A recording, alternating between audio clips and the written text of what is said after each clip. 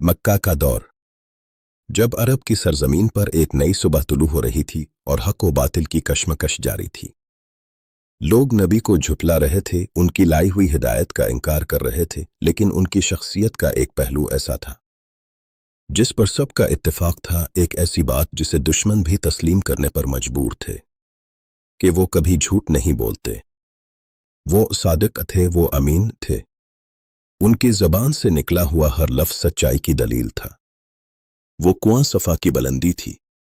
जब मक्का की फ़ज़ाओं में एक ऐसी आवाज़ गूंजी जिसने तारीख़ का रुख मोड़ दिया। नबी करीम ने सफ़ा पहाड़ी पर खड़े होकर लोगों को पुकारा। लोग जमा हुए, सरदारान कुरैश और आम शहरी सब इस पुकार पर लब्बैक कहते हुए वहां पहुंचे, क्योंकि वो जानते थे कि ये आवाज़ कभी झूठ नहीं बोलती। आपने पूछा, ए लोगो, अगर मैं कहूं कि इस पहाड़ के पीछे दुश्मन का एक लश्कर है जो तुम पर हमला करने वाला है, तो क्या तुम मेरी बात का यकीन करोगे? सब ने यकजुबान होकर कहा, हाँ, क्योंकि हमने आपको हमेशा सच्चा पाया है और अब से कभी झूठ नहीं सुना। ये उनकी सदाकत का सबसे बड़ा एतराफ़ था। पूरा मक्का गवाह था।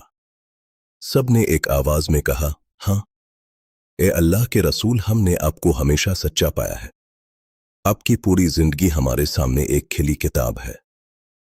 तब नबी करीम ने वो तारीफी कलमात फरमाए जिसने मक्का के सरदारों के दिल हिला दिए। तो फिर सुन लो, मैं तुम्हें अल्लाह के एक बड़े अजाब से डराने आया हूं। ये वो पैगाम था जो हक और बातिल के दरमियान एक लकीर खींच रहा था। ये पुकार सिर्फ मक्का के लिए नहीं बल्कि पूरी इंसानियत के लिए एक बड़ी तंबीह थी। सच्चाई का एतराफ़ करने वाले अब एक बड़े इम्तिहान में थे। क्या वो इस हक को तस्लीम करेंगे या अपनी अना की पैरवी करेंगे? मक्का की तारीख का वो अजीम मोड़।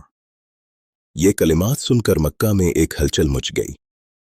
कुछ खुश नसीबों ने हक को पहचान लिया और ईमान ले आए, लेकिन कुछ ने अपनी अना और पुरानी रवायत की खातिर इस सच्चाई से मुंह फेर लिया। मगर ये थी वो सच्चाई, वो किरदार जिसे दुश्मन भी लाख कोशिशों के बावजूद झुठला ना सके। उनकी पूरी जिंदगी एक ऐसी गवाही थी जिसके सामने सब बेबस थे। अगर आपको ऐसी इस्लामी और तारीफी वीडियोस पसंद हैं तो हमारी इस मेहनत को सराहें और राइज ऑफ इस्लाम को जरूर सब्सक्राइब करें। सच्चाई का ये सफर जारी रहेगा।